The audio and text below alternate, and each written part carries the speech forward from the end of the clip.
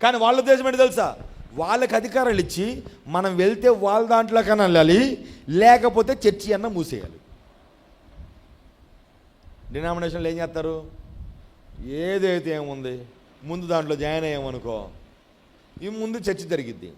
అయితే ప్రవక్త అంటాడు, ఇది కూడా ఈ వర్తమానంలో కూడా నీ వర్తమానం నువ్వే చెప్పుకో, కానీ పేరు మాత్రం ఎక్కడ రాయి? మా సంస్థలో రాయి. కొంతమంది దీనికి బురుడిగా మోసపోతారట. మనలో ఎలాగైతే మన వర్తమానం అని చెప్పుకోవట్లేదా? పేరు ఆడ రాస్తే ఏముంది, వర్తమానం అందాగా అయిపోయింది అక్కడ. ఎందుకని? నువ్వు తెలియకుండా ఎవరి దగ్గర చేరా? 666 ముద్రలోకి వెళ్ళావు. వెళ్ళిన తర్వాత నువ్వు అన్నావు, వర్తమానం మనమే చెప్పుకుంటున్నాం పాస్ గారు, మనం ప్రవక్త గురించి చెప్తున్నాం, మేఘం గురించి చెప్తున్నాం, ఏమైంది అంటాం. కానీ ప్రవక్త అన్నాడు, అదే 666 ముద్ర. ఒకవేళ నువ్వు జాయిన్ అయ్యావనుకో, నీ అనుదిన బలి ఏం నిలిపివేయబడదు, నీది రన్నింగ్ అవుతానే ఉంటుంది. కానీ ఎవరైతే జాయిన్ అవ్వమంటారో వాళ్ళకి మాత్రం అనుదిన బలి నిలిపివేయబడుతుంది. ఇంకా ఆరాధనలు ఆగిపోతాయి, క్రమాలు ఆగిపోతాయి, యూట్యూబ్ ఛానళ్ళు ఆగిపోతాయి. నువ్వు చూద్దామన్నా ఇప్పుడు దాకా టైం ఉన్నప్పుడేమో ప్రసంగాలు వినం, వాక్యం వినం, వర్తమానం నేర్చుకోం. ఆ తర్వాత ఎప్పుడైతే ఒత్తిడుతుందో ఇప్పుడు కావాలి మరమాలంటాం, కుదరదు.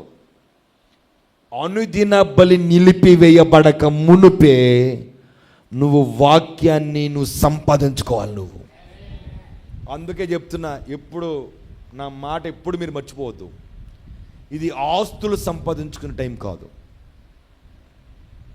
ఇది బంగారం సంపాదించుకునే టైం కాదు, లేకపోతే నీ పేరు ప్రఖ్యాతులు సంపాదించుకునే టైం కాదు. ఇది ప్రత్యక్షతను సంపాదించుకునే టైం. వధువు ఎట్టి పరిస్థితుల్లో వాక్యాన్ని సంపాదించుకోవాలి తప్ప, ఎందుకంటే అదే నేను బ్రతికించేది. ఇప్పుడు ఒత్తిడిలో నిన్ను నిలబెట్టేది ప్రత్యక్షత. అది చాలా కఠినంగా ఉంటుంది. మీరు అనుకున్నంత ఈజీగా మాత్రం ఉండదు, అనుకున్నంత ఈజీగా ఉండదు. అది కూడా కఠినంగా 30 నుంచి 40 రోజులు చాలా కఠినంగా ఉంటుంది. అది నువ్వు చర్చికి రాకపోవటమే కాదు, చర్చిలోకి వచ్చి నువ్వు ఆ యొక్క ఏమంటాం ఆరాధనలో పాల్గొపోవటమే కాదు, నువ్వు ఈ వర్తమానాన్ని నమ్మినందుకు నువ్వు చాలా కోల్పోవాల్సిన అవసరం ఉంటుంది. ప్రవక్త అంటాడు, ఇంటికి తాళం వేస్తారు, చర్చికే కాదు నీ ఇంటికి కూడా వేస్తారు తాళం. ఉంటావా?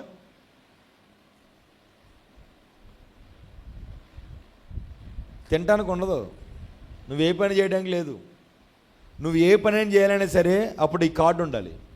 ఏ కార్డు? నువ్వు ఆ సంస్థలో చేరిన కార్డు ఉండాలి. ఆ కార్డు లేకుండా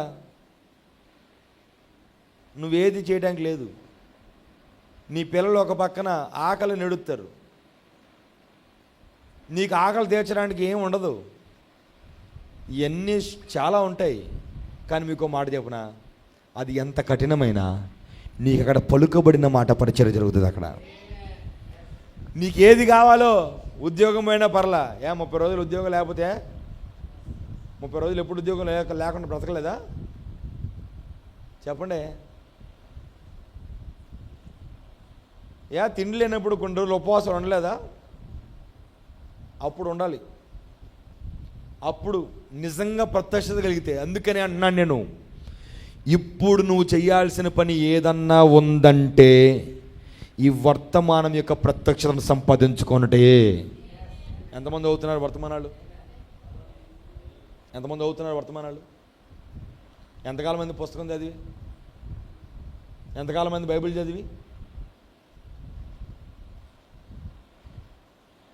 జాగ్రత్త వినాలి. సరే చదవడం రాదు, ఎంతకాలం మంది వాక్యాన్ని విని కేవలం ఒక ఆదివారం వర్తమానం వింటే సరిపోద్దా? జాగ్రత్త. మీ అనుదిన బలి నిలిపివేయడానికి వాడు సిద్ధంగా ఉన్నాడు. వాడు అన్ని పవర్లతో. నువ్వు చేయాల్సిన పని అంటే తెలుసా? నిలిపివేయబడక ముందే నువ్వు రాయబడిన పత్రికగా మార్చబడాలి. నువ్వే ఒక రాయబడిన పత్రిక అవ్వాలి. ఎప్పుడైతే పత్రిక అవుతావో దెయ్యం నిన్నేం చేయలేదు. ఒకవేళ దెయ్యం వచ్చిందనుకో, నీ దగ్గర బైబిల్ కూడా ఉండదు. అప్పటికా ఉంటుందా? ఈ బైబిల్ ఉండదు. బైబిల్ లేనప్పుడు దెయ్యం వచ్చి నీ మీద ఆటాడుతూ ఉంటుంది. ప్రత్యక్షతో జవాబు చెప్పాలి అక్కడ నువ్వు. ఆ ప్రత్యక్షతో నువ్వు జవాబు చెప్పి ఆ శోధన నువ్వు జయించాలనంటే నీకు వాక్యం కావాలి అక్కడ.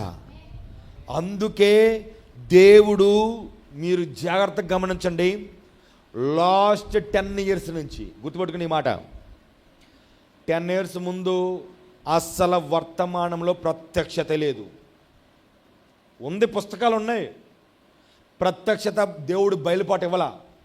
63లో ముద్రలు విప్పబడితే నేను చెప్తున్నా ఇండియాకే కాదు ప్రపంచానికి లాస్ట్ 10 years నుంచే మర్మములు విప్పటం ప్రారంభమైంది. ఇండియా అయితే వర్తమానం 40 సంవత్సరాల నుంచి 50 సంవత్సరాల నుంచి ఉన్నారు. వాళ్ళకి తెలిసింది వర్తమానం అంటే ఏంటి తెలుసా?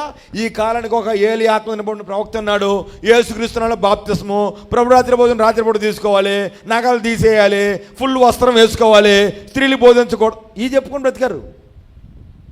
కానీ వర్తమానం అది కాదు. అంతేకాదు, అది అపోస్తలుల బోధ. అది విన్నారండి, అది అపోస్తలుల బోధ. ఇప్పుడు దాకా వీళ్ళు ఏం చెప్పుకున్నారు? అపోస్తలుల బోధ అని చెప్పుకొని వర్తమానం అనుకున్నారు వీళ్ళు. కానీ లాస్ట్ 10 years చూడండి, వాక్యం ఎంతగా తెరవబడుతుందనంటే చిన్న సేవకుడు లేదు, పెద్ద సేవకుడు లేదు, మర్మములన్నీ దేవుని విమోచన ప్రణాళిక అంతా కూడా విప్పబడతా ఉంది. ఎందుకో తెలుసా? ఫైనల్ డేస్ ఇవి. అందుకే మీరు సంపాదించింది నిలిచేటేం కాదు, మనం కట్టుకున్నది నిలిచేటేం కాదు. నువ్వు ఈ భూమి మీద ఏదైతే దేనికోసమైతే తాపత్రయపడుతూ వాక్యాన్ని, మందిరాన్ని విడిచిపెడుతున్నావో నువ్వు దాన్ని సంపాదించుకోలేవు, ఇటు దీన్ని సంపాదించుకోలేవు. నువ్వు వాక్యం కోసం దేన్నైతే త్యాగం చేస్తావో దాన్ని పొందుకుంటావు, వాక్యాన్ని పొందుకుంటావు. నా మాట అర్థమైందా? వాక్యం కొరకు దేన్నైతే త్యాగం చేస్తావో అది నీకు పోదు, నీకు మళ్ళా 2 అంతలు వస్తుంది. నువ్వు వాక్యాన్ని సంపాదించుకుంటావు, త్యాగం చేసి సంపాదించుకుంటావు. వాక్యాన్ని విడిచిపెట్టి నువ్వు దేనికోసమైతే వెళ్తావో అది రాదు, వాక్యం రాదు. నువ్వు సంపాదించింది మిగలదు, ఇటు నువ్వు వాక్యాన్ని కూడా పొందుకోలేవు. ఎందుకంటే ఆజ్ఞను అతిక్రమించడం వల్ల నీ జీవితంలో ఏ ఆశీర్వాదాన్ని పొందుకోలేవు. అందుకే అనుదిన బలి నిలిపివేయబడక మునిపే మీరు వాక్యముగా మార్చబడండి. ఇది నువ్వు వాక్య ప్రత్యక్షతను పొందుకునే కాలము. అందుకే నువ్వు ఎంత త్వరగా వాక్యాన్ని నేర్చుకోవాలో, ఎన్ని మర్మములు త్వరగా వినాలో అంత త్వరగా వినే టైం. కానీ మనుషులు వాక్యం మీద ఆసక్తిని కోల్పోయిన కాలంలో ఉన్నాం మనం. ఒకప్పుడు ఆసక్తి ఉన్నప్పుడు వాక్యం లేదు, ఆసక్తిగా వెళ్ళేవాళ్ళు మందిరానికి వాక్యం కోసం, కానీ వాక్యం లేదు. ఇప్పుడు ఆసక్తి, వాక్యం తెరవబడుతుంది కానీ వినేవాళ్ళు లేరు. ఒక్క ఆత్మ రక్షించబడితే చాలా కష్టం ఇప్పుడు. నిజమా? నిజమా? నిజమండి. ఒక చోట కాదు, అసలు ఎప్పుడో నూతన ఆత్మలకు ద్వారాలు మూయబడినట్టుగా కనపడుతున్నాయి ప్రాంతాలు. జాగ్రత్త. అనుదిన బలి ఇప్పుడు మన దగ్గర నిలిపివేయబడ్డ టైంలో ఉన్నాం. హేయమైన వస్తువు, రోమన్ క్యాథలిక్, WCC అవన్నీ కూడా ఇప్పుడు వచ్చి ఈ యొక్క సంఘాలని ఆక్రమించుకునే టైంలో ఉన్నారు. వాళ్ళు వచ్చి నాశనకరమైన హేయ వస్తువు పరిశుద్ధ స్థలంలో నిలబడే టైంలో వచ్చింది మనం ఇప్పుడు. అయితే నువ్వు నేను చేయాల్సిన పని అనుదిన బలి నిలబడక ముందే వాక్యంతో నింపబడి ఆ ఒత్తిడి వచ్చినప్పుడు ఎత్తబడే గొప్ప కృప దేవుడు మనకి ఇచ్చునుగాక. 7 ఉరుములు మర్మం అదే.